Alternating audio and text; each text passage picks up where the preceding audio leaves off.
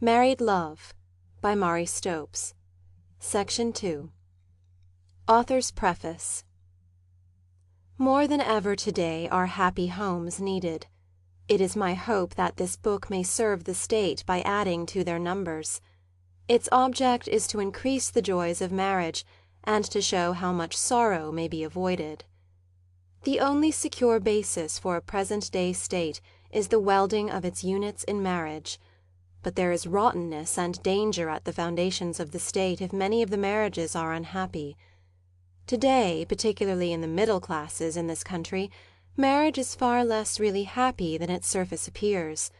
Too many who marry expecting joy are bitterly disappointed, and the demand for freedom grows, while those who cry aloud are generally unaware that it is more likely to have been their own ignorance than the marriage bond which was the origin of their unhappiness. It is never easy to make marriage a lovely thing, and it is an achievement beyond the powers of the selfish or the mentally cowardly. Knowledge is needed, and, as things are at present, knowledge is almost unobtainable by those who are most in want of it. The problems of the sex life are infinitely complex, and for their solution urgently demand both sympathy and scientific research. I have some things to say about sex, which, so far as I am aware, have not yet been said, things which seem to be of profound importance to men and women who hope to make their marriages beautiful. This little book is less a record of a research than an attempt to present in easily understandable form the clarified and crystallized results of long and complex investigations. Its simple statements are based on a very large number of first-hand observations, on confidences from men and women of all classes and types, and on facts gleaned from wide reading. My original contributions to the age-long problems of marriage will principally be found in chapters 4, 5, and 8. The other chapters fill in what I hope is an undistorted picture of the potential beauties and realities of marriage. The whole is written simply, and for the ordinary untrained reader, though it embodies some observations which will be new even to those who have made scientific researches on the subjects of sex and human physiology. These observations I intend to supplement and publish at greater length and in more scientific language in another place. I do not now touch upon the many human variations and abnormalities which bulk so largely in most books on sex, nor do I deal with the many problems raised by incurably unhappy marriages. In the following pages I speak to those, and in spite of all our neurotic literature and plays, they are in the great majority, who are nearly normal, and who are married or about to be married, and hope, but do not know how, to make their marriages beautiful and happy. To the reticent as to the conventional, it may seem a presumption or a superfluity to speak of the details of the most complex of all our functions. They ask, is not instinct enough? The answer is no. Instinct is not enough.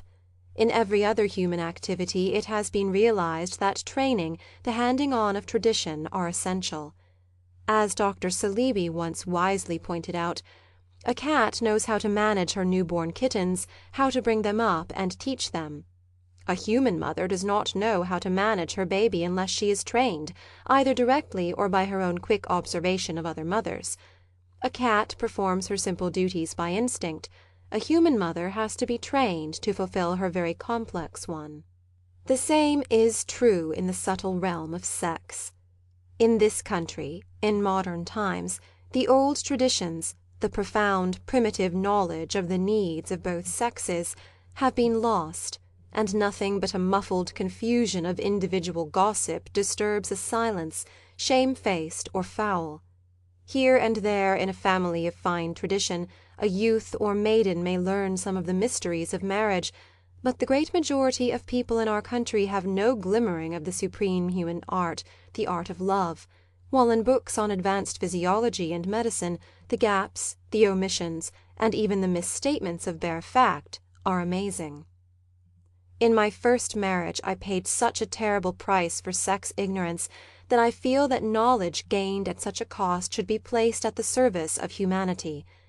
In this little book, average, healthy, mating creatures will find the key to the happiness which should be the portion of each. It has already guided some to happiness, and I hope it may save some others years of heartache and blind questioning in the dark. Mari Carmichael Stopes. Letter from Father Stanislaus St. John, F.C., S.J.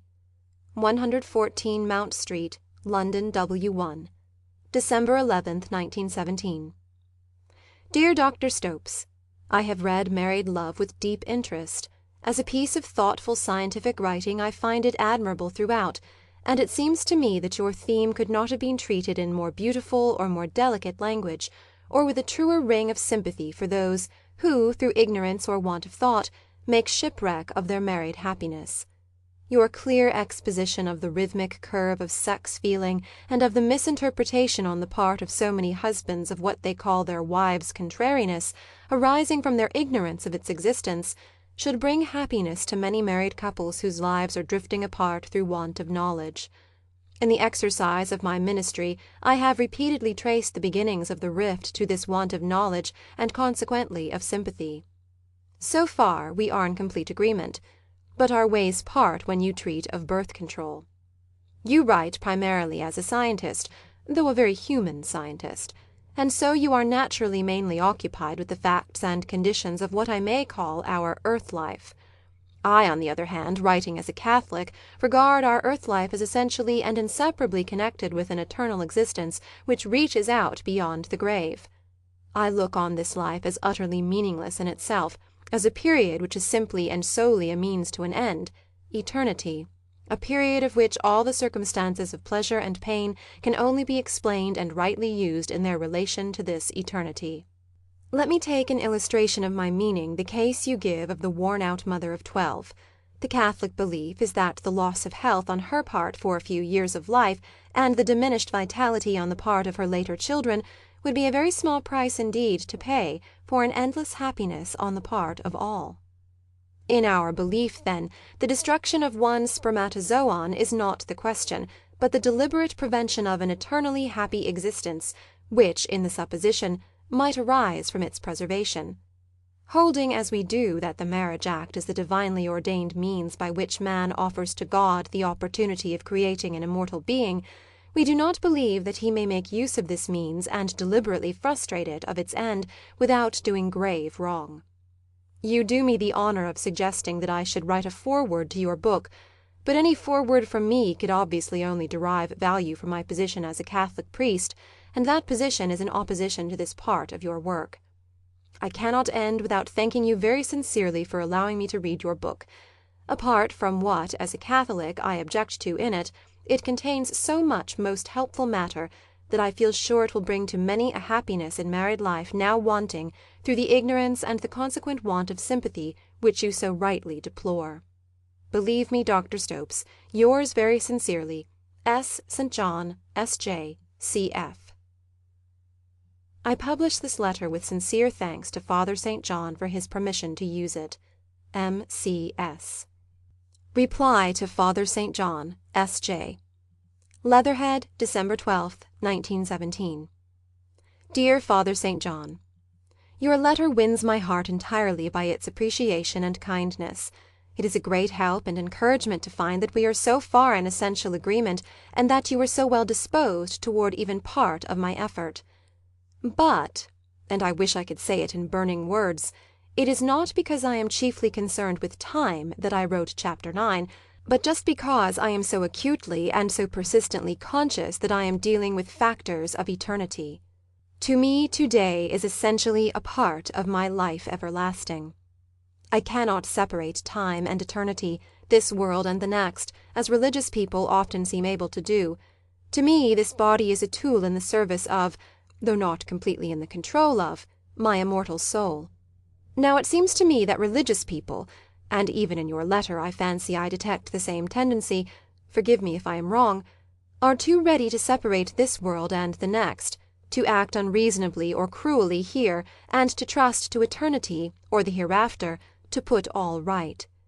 I do not think that this is the way God wills us to work out his plans now that he is giving us the knowledge to do better. Could there be anything more unreasonable or cruel than to bring into life half a dozen children doomed from birth to ill health, poverty, and almost inevitable crime? Christ forgave the thief upon the cross, but he said, "Woe unto him through whom offences come! It were better for him that a millstone were hanged about his neck, and he cast into the sea." Would Christ approve of deliberately creating a thief by bringing forth a child who was won inevitably through predictable weakness of physique and mentality and an environment of poverty? Thief stands for criminals in general. But more, what about others, born dead, born imbecile, thwarted of life by miscarriage, which tear and rend the overburdened mother so that she is forced to neglect the children she has, and her neglect turns them into thieves? The poor uneducated mother commits this crime through ignorance. It is we who know and allow her to remain in ignorance who are really responsible. Is not our withholding God-given knowledge the greatest stumbling block of offence to these little ones, and shall we not deserve the millstone round our necks? Were everyone to have all the children physiologically possible, now that infant mortality is so much reduced by science, in a few centuries there would not be standing room on the earth, and nowhere for a blade of grass or an ear of corn to grow between the crowding feet. Is then a Roman Catholic mother, the increases to whose large family get punier and punier, to be privileged to go deliberately with that host of puny children at the expense of others, not only through that part of eternity called time, but through all eternity? But, dear Father St. John, it is not my place to preach or to argue with you, especially after your generous kindness and appreciation. And alas, I fully realize that even were I granted the tongues of men and of angels, and I converted you to my thought in this matter, you as a Roman Catholic priest could not uphold a position in opposition to your Church. Oh, that the churches would look to Christ's own words instead of to the official Church interpretation of them.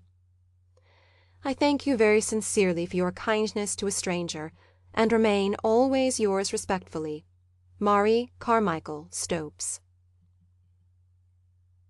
End of Section 2.